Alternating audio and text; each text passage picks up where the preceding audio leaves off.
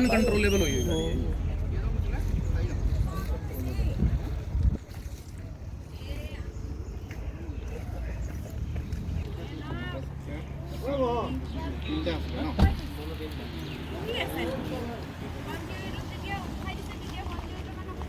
Hello Mohan हे কি কয়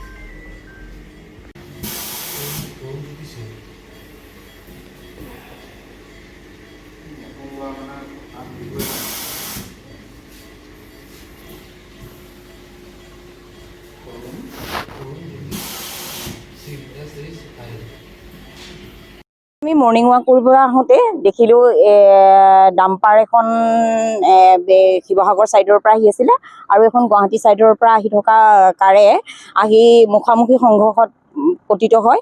আৰু আমি লগে লগে আহি দেখোঁ যে যিজন মানে চালক আছিলে তেখেতে মালিক বুলি পিছত গম পাইছোঁ। তেখেত এনচিয়ৰ্ড হৈছে। আমি ধৰি মেলি আনি বহালোঁ যদিও তেখেত মানে থিতাতে মৃত্যু হৈছে। মাইকী মানুহগৰাকী অলপ দুখ পাইছে, হাতত দুখ পাইছে বুলি গম পাইছোঁ।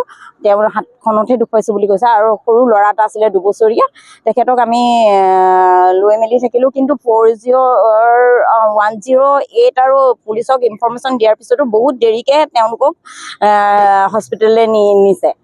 তেওঁলোক অহাত এজন ঢুকাইছে, কিন্তু তেওঁলোক অহাত বহুত পলম হৈছে। কিন্তু এক্সিডেণ্টটো আমাৰ 4 লাইনৰ গাফিলতি হৈছে। আমাৰ কোনো চিষ্টেমেটিক হোৱা নাইকিয়া। যেনেধৰণে ৰাস্তা পদূলি হ'ব লাগিছিলে সেইখিনি তেনেধৰণে হোৱা নাইকিয়া, সেয়ে তাৰ কাৰণেই হৈছে। আৰু লগতে মই আপোনালোকৰ চেনেলৰ যোগেদি আৰু এটা অনুৰোধ কৰোঁ, আমাৰ যিটো ড্ৰেইন বনাইছে ড্ৰেইনৰ কাষত আমাক ছাবৱে এটা লাগে, নহ'লে আমাৰ যিসকল আমাৰ প্ৰাইভেট গাড়ী আছে প্ৰাইভেট গাড়ীখিনি উলিওৱাত এটা অসুবিধা হৈছে।